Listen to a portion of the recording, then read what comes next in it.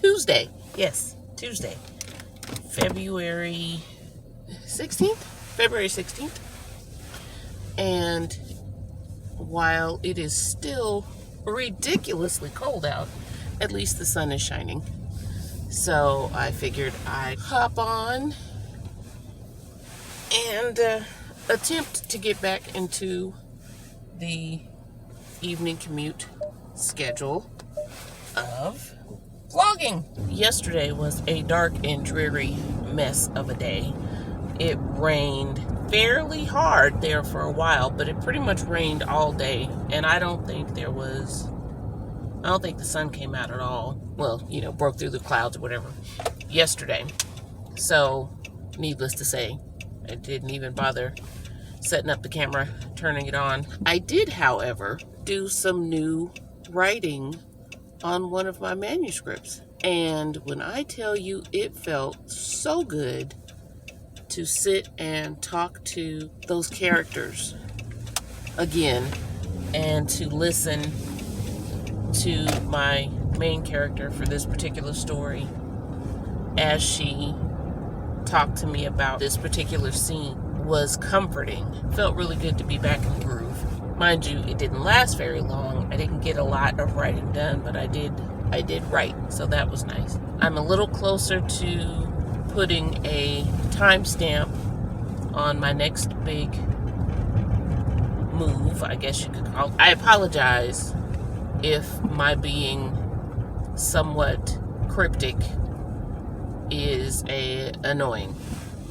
I was gonna say pain in the ass, but if my leaving out so much detail is annoying. Under the circumstances, even though I have a whopping, I think it's 8 subscribers at this point, and the most views of any of my videos that I've gotten so far is 15, still reluctant to put too much of my business in the street, so to speak, at this point. It's prudent for me to keep certain things close to the vest at this point.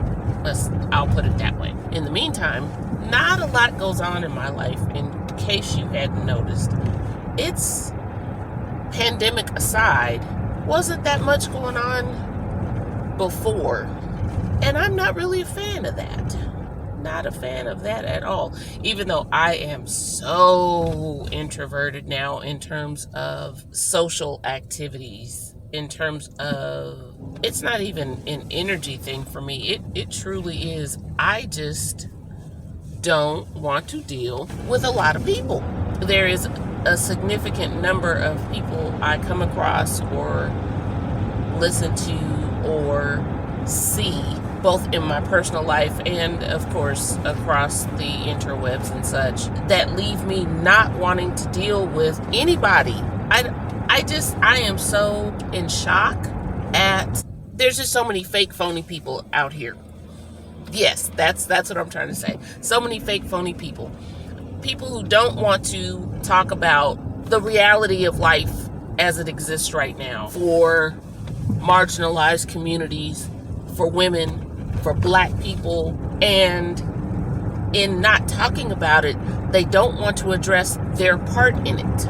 And it's just gotten to the point where it's just frustrating. And I don't want to talk to people. I really do not.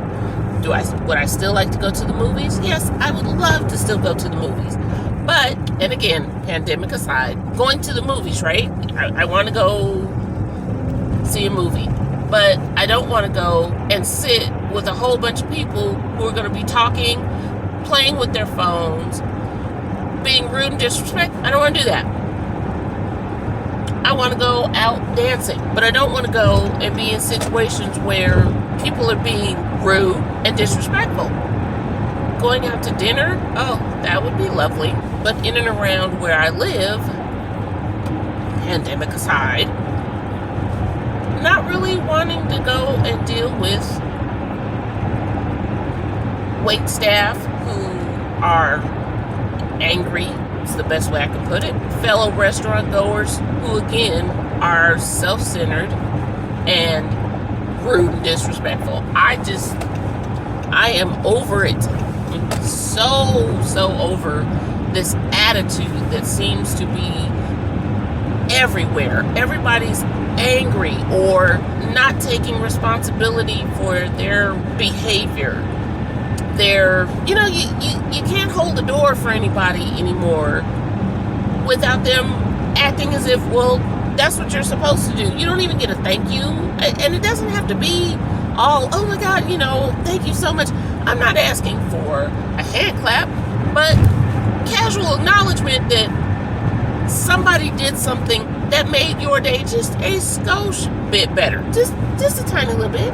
And I'm not really explaining this correctly or thoroughly. Yeah, I guess you can't really call it a rant if it's incoherent. It's more just babbling. I'm babbling.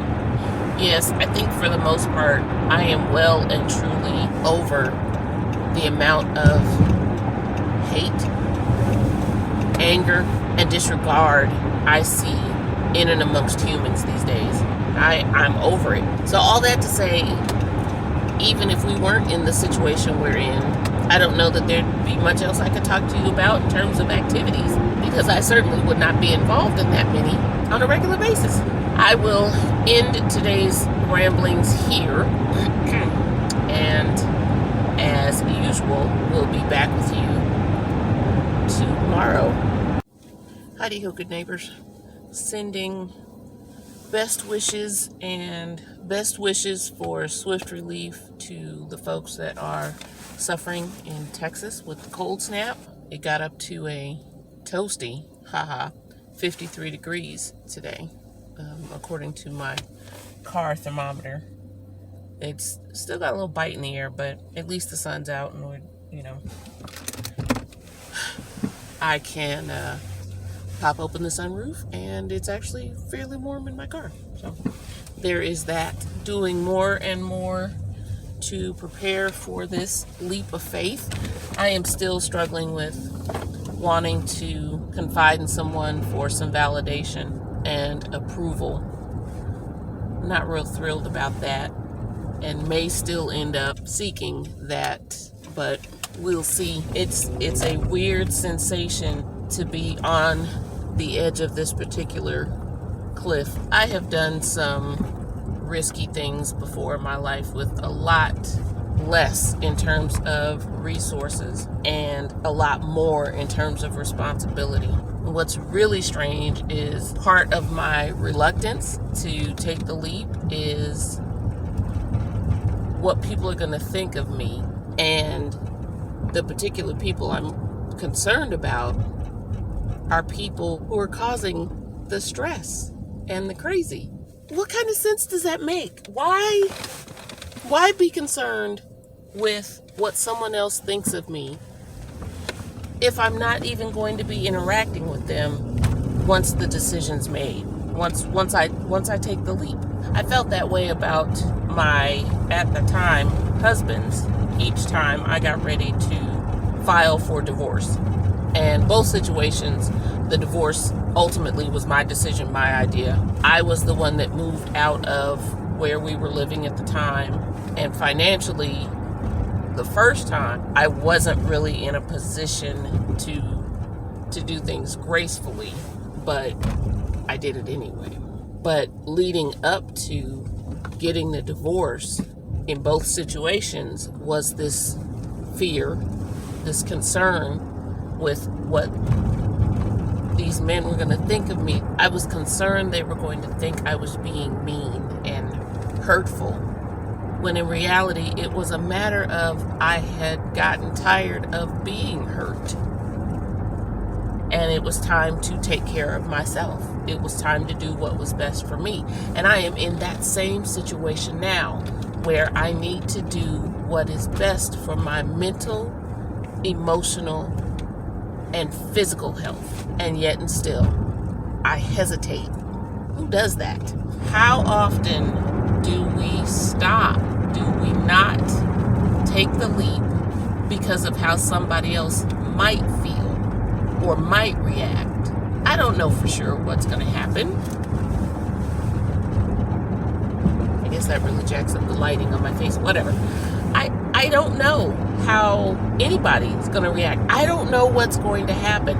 I don't know if I'm going to be rewarded by the universe, God, whomever, whatever, if I step out on faith. I don't know if I'm going to be punished for it. But I do know that I have stayed too long in a situation that just is not conducive to my growth and peace of mind. So I stand on this ledge knowing that the decision's already been made. I just need to follow through. And I am filled with excited anticipation and that debilitating hesitation or fear of what if, what might happen. It is times like these where I feel my overblown creativity gets me in trouble, because I have full-on conversations in my head and my body reacts as if I'm having that actual conversation, as if that's really going on, or if that's really happening, and it's not. I'm making it up. And again, that is not healthy. It takes a toll to put your body into that amount of, I keep using the word stress. It is a form of stress, because the conversations that I have in my head are stressful, and they're all imaginary. There's only so much more preparation I can do. I have, once again, cleaned house, reduced my monthly expenses. I'll probably do one more comb through of the budget going into March, just to be on the safe side. Need to look at any large upcoming expenses that I need to cover, because I want to make sure those are paid for and out of the way, just in case. So are you a risk taker, or are you risk averse? How far are you willing to go to be good to yourself? You know, something else that occurred to me today, and this is a complete side note, something, tangent. It's not even a tangent. This is a whole different lane. I'm about to shift gears. Haha. Okay. So I was thinking earlier today, a lot of what I've been feeling, I've wanted to call depression, but I think it's different. I don't know if you believe, of course I don't know if you believe what I'm about to talk about, because we have not had a conversation on this. We have had no discussion. So of course I don't know. I happen to believe in empathy as a force of nature. In other words, people can be highly sensitive empaths, and they can and do not necessarily absorb, but they feel intensely the emotions and feelings of the people around them. And so I happen to believe that I am a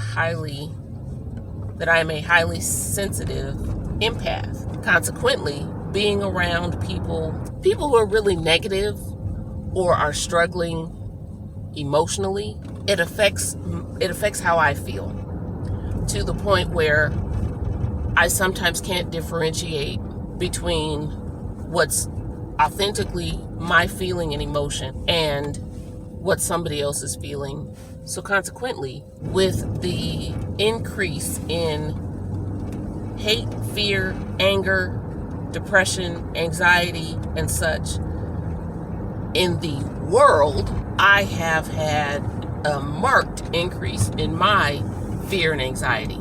Fortunately, I don't, quote, hate any more than usual, but there is a sense that there's more to fear from other people's hatred. I haven't quite worked out all the thought kinks, so I don't feel I'm explaining it clearly. Humans in general seem to be struggling more now to be kind and compassionate to each other, and consequently, I don't want to be around humans. I want to be with my humans. I want to be around people who are at peace and carry with them a sense of calm. I want to be around people who are passionate about kindness and compassion, who are passionate about personal responsibility, who are creative and think and talk a lot about, not only think, talk, and perform solutions versus complaining, blaming, shaming. But those people are apparently hard to find.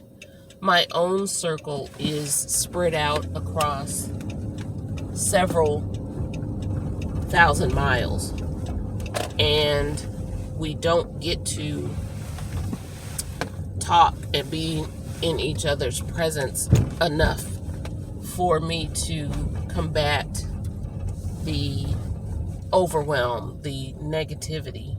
So that has been not quite a problem, but I'm not able to surround myself the way I need to combat this heaviness that I'm feeling. But aside from wanting that small group of energetically aligned people, I'm kind of over the human race right about now, which doesn't help any. You know what I mean? It's like on top of everything else. Now I look for situations and places to be that don't involve a lot of people. And fortunately, with the pandemic, right, that means I can sit comfortably in my living room and be good to go. But that's starting to get old. I think some of it too is I'm kind of over winter. At least the days are getting longer, so there's that. I don't know. I'm just babbling now. I have actually arrived at my destination. Not quite commuting home, making a quick stop. And so I'm going to run this particular errand, and I'll be back, of course, tomorrow evening, provided that the sun is out and the weather's conducive to a session of me talking to my camera. I'll see you tomorrow. Well, hi there. It is Thursday. Friday's just around the corner. Thursday, February 18th, and not really a lot to talk about today. I, in a small way, may have gotten permission to... Okay, so if you've been watching the vlogs, if you've been paying any attention, you know that these last couple of weeks, I have been going back and forth, kind of kicking around the what ifs, of this particular decision, right? And I unexpectedly got confirmation that one of the people I was concerned about might not think as negatively of me as I thought if I do what it is I'm thinking of doing. So that was interesting. I wonder if that was the universe sending me a sign telling me to freaking quit talking about it and go ahead and do it. Don't know for sure. Although, can you ever really be sure with signs and such from above? I don't know. I mean, short of the universe sending me an email or a text message that spells it out in clear English, I don't know. I don't know if we can take it in. I guess bottom line is you make it mean what you want it to mean. So there is that. We'll see how that pans out. In the meantime, I got to thinking this morning about what I've been focusing on here lately.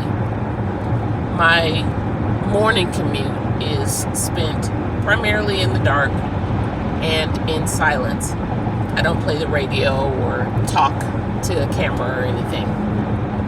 I'm typically deep in my head. And what most often is going on in my head is so negative. It's that I'm not going to pronounce the word correctly. I always mess up where to put the emphasis, but it's catastrophizing, where you take a scenario and instead of seeing maybe one or two outcomes that might be bad, might be good, you go down a rabbit hole of doom, gloom, and oh my God, the absolute worst thing could happen under these circumstances. And I didn't realize how often or how much I was doing that until this morning when I got angry because I was going over this one thing, gnawing at it, right? And just making myself feel bad about something that hasn't freaking happened. And it finally pissed me off. And I told the voice in my head that we were going to stop doing that. And instead we were going to forcibly think about other things. And so that's what I practiced for the rest of the commute. And it actually lifted my mood. I felt way less anxious when I got to work this morning than I have in months. So definitely going to make that a regular practice. I need to do it on the way home too.